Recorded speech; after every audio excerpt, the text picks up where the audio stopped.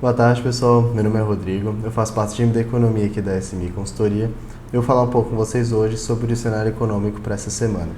A semana passada foi marcada aí por alguns acontecimentos bastante relevantes. O principal deles foi a assinatura do acordo comercial entre a China e os Estados Unidos. E também houve a divulgação de uns indicadores bastante relevantes, bastante importantes para as nossas projeções futuras sobre o andamento da economia. Vou falar um pouco mais sobre esses indicadores aí mais para frente nessa apresentação. Falando um pouco mais primeiro sobre o acordo comercial. Esse acordo já tinha sido fechado lá na metade do mês passado, na metade de dezembro do ano passado. O que aconteceu na semana passada, na verdade, foi apenas a assinatura do acordo e a divulgação dos termos. Entre os dois países tiveram uma época de bastante negociações e acabou que quem fez mais concessões, pelo menos nessa primeira fase do acordo, foi a China. Eles concordaram em, além de fortalecer a proteção à propriedade intelectual, que já havia sido o causador aí dessa guerra comercial entre os dois países, um dos principais causadores, eles comprometeram a não desvalorizar a sua moeda de forma vantagem competitiva, algo que eles haviam feito durante a guerra comercial. Além disso, também se comprometeram a aumentar a importação de produtos e serviços americanos no grau aí de 200 bilhões de dólares nos próximos 2 anos. Isso é dividido em produtos industrializados, energia, serviços e produtos agrícolas. Em contrapartida, os Estados Unidos vão apenas reduzir pela metade as tarifas que eles impuseram sobre 120 bilhões de dólares lá em setembro do ano passado, deixando as demais tarifas colocadas durante a guerra comercial para serem retiradas em próximas fases do acordo comercial. Essa assinatura dessa primeira fase marcou aí o fim oficial dessa guerra comercial que estava tendo entre os dois países, o que não significa que essa guerra voltou para trás. Ela ainda pode voltar. Uma das cláusulas do contrato foi de que vão ser estabelecidas algumas negociações semestrais de forma a resolver disputas ou reclamações, e caso esse acordo não funcionar, caso mesmo com essas negociações ocorram novos atritos, os dois países eles podem, independentemente, se retirar do acordo, o que poderia causar aí um escalonamento novamente das disputas comerciais. Além do acordo comercial, outro fator que foi bastante acompanhado pelo nosso mercado aqui interno foram os indicadores que foram divulgados na semana passada. Os primeiros deles, os da China, surpreenderam positivamente o mercado. Tanto a produção industrial quanto as vendas varejo mostraram aí um aumento de atividade no mês de novembro maior do que era esperado. E o PIB no quarto trimestre acabou ficando no mesmo nível que era esperado, mas que, por um lado positivo, ficou no mesmo nível do terceiro trimestre também, o que significa que não houve uma desaceleração aí do crescimento nesse último semestre do ano. Ainda assim, esse PIB de 2019 foi menor em quase 30 anos, foi menor em 29 anos, e apresenta uma desaceleração considerável em relação a 2018, quando o aumento foi de 6,6%.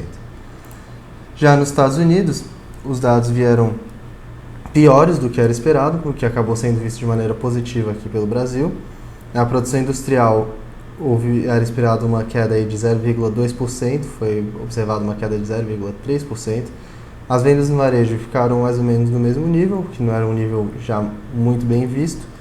E os preços ao consumidor, na inflação do país, acabaram vindo levemente abaixo do que era o esperado. Eles veio com um aumento aí de 0,2% no mês de dezembro, que acabou fechando o ano em 2,3%. A meta do país é ali em torno de 2% mais ou menos, então o resultado não fugiu tanto da meta. Olhando agora para o nosso cenário interno, na semana passada, a gente teve a divulgação do primeiro boletim macrofiscal de 2020. Nesse boletim eles reajustaram a maioria das projeções de índices para o ano, dentre elas algumas que eu vou citar aqui. O PIB foi uma da que eles mudaram. Eles estavam com a visão de um crescimento de 2,32%, alteraram para 2,4%. Relembrando que a expectativa do mercado, de acordo com o Boletim Focus, é de um crescimento de aproximadamente 2,31%. Então, o Ministério da Economia não está tão fora assim em relação ao mercado do que eles estão prevendo. Já o IPCA passou de 3,53% para um aumento de 3,62% na projeção. Hoje, de acordo com o Boletim Focus, a projeção do mercado é de 3,56%, o que significa que também não há tanta diferença. Já o INPC passou da expectativa de crescimento de 3,54% para 3,73%. Ainda no relatório também, eles falaram um pouco sobre a dívida bruta do governo, e a expectativa é que nos próximos anos, com as reformas alinhada ao crescimento econômico, essa relação dívida-PIB vá diminuindo com o passar dos anos, chegando no final até uma trajetória mais estável.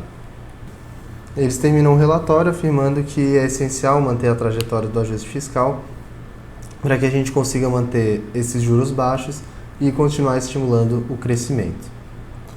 Passando então para os indicadores que foram divulgados na semana passada, que eu me referi lá no início do vídeo, que acabaram movimentando bastante o mercado em relação a expectativas, principalmente por causa da taxa de juros. A primeira que saiu na semana passada foi a pesquisa mensal de serviços. Ela teve o setor de serviços no mês de novembro teve um comportamento conforme já era esperado pelo mercado. Eles apresentaram aí uma queda de 0,1% no mês, com um crescimento ano a ano de 1,8%. Esse crescimento ele é positivo, ele indica que houve um fortalecimento do setor de serviços nesse período e indica também a retomada gradual dessa atividade no Brasil. O que acabou sendo visto como negativo na pesquisa mensal de serviços foi quando ela foi adicionada à pesquisa mensal industrial e à pesquisa mensal de comércio. A pesquisa mensal de comércio ela apontou aí uma subida de 0,6% em novembro das vendas do varejo, uma alta que é bem aquém da que era esperada pelo mercado. O mercado esperava um aumento próximo de 1% por causa da liberação do FGTS e das promoções da Black Friday, só que esse aumento não foi visto. Então, juntando-se com a pesquisa de serviços e com a pesquisa industrial, que a gente falou na semana passada, a pesquisa de comércio acabou trazendo aí um indicador que decepcionou bastante e que fez com que as expectativas sobre a retomada do crescimento do Brasil fossem revistas. Ainda assim, olhando na comparação anual, no mesmo mês com o mês do ano anterior, a alta foi bastante expressiva, indicando que a retomada do consumo das famílias está seguindo num ritmo bem bom. O que acabou aumentando o otimismo aí do mercado na semana passada foi a divulgação do Índice de Atividade Econômica do Banco Central, o IBCBR.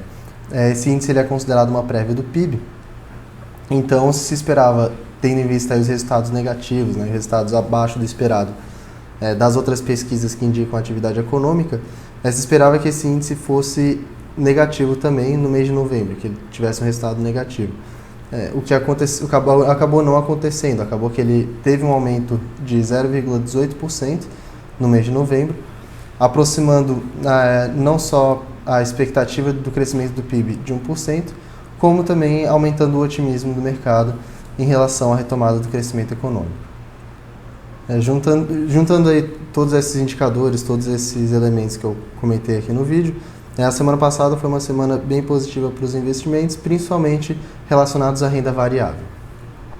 Agora, para essa semana, os indicadores que a gente precisa ficar de olho aí no calendário econômico semanal brasileiro vão ser o índice de confiança da indústria já do mês de janeiro, na quarta-feira, dia 22. Essa divulgação, na verdade, é um resultado prévio desse índice.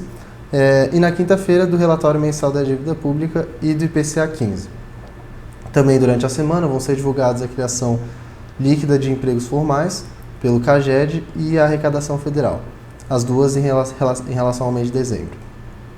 Já no calendário econômico semanal, o que a gente vai ter que estar mais atento vai ser na divulgação do índice de confiança econômica da zona do euro amanhã, na quinta-feira o índice de confiança do consumidor da zona do euro e a decisão da taxa de juros do Banco Central Europeu. Espera-se que eles acabem não mexendo na taxa de juros. E fechando a semana, a gente vai ter na sexta-feira a divulgação do índice de gerência de compras composto também da zona do euro. Vale lembrar que do dia 21 ao dia 24 a gente vai ter o Fórum Econômico Mundial lá em Davos, cujo nosso presidente não vai comparecer, mas o ministro Paulo Guedes vai estar lá para fazer algumas apresentações e tentar chamar mais investimentos para o Brasil. Então é isso, pessoal. Como vocês podem ver, o nosso mercado aí está bastante voltado às expectativas, principalmente ao que vem para o futuro, né? Começo de ano, está sempre todo mundo de olho no que vai acontecer até o final do ano. Então, vamos continuar acompanhando. Caso vocês tenham alguma dúvida ou alguma sugestão, a nossa equipe está sempre à disposição, é só entrar em contato. Eu desejo uma ótima semana para todos e até a próxima.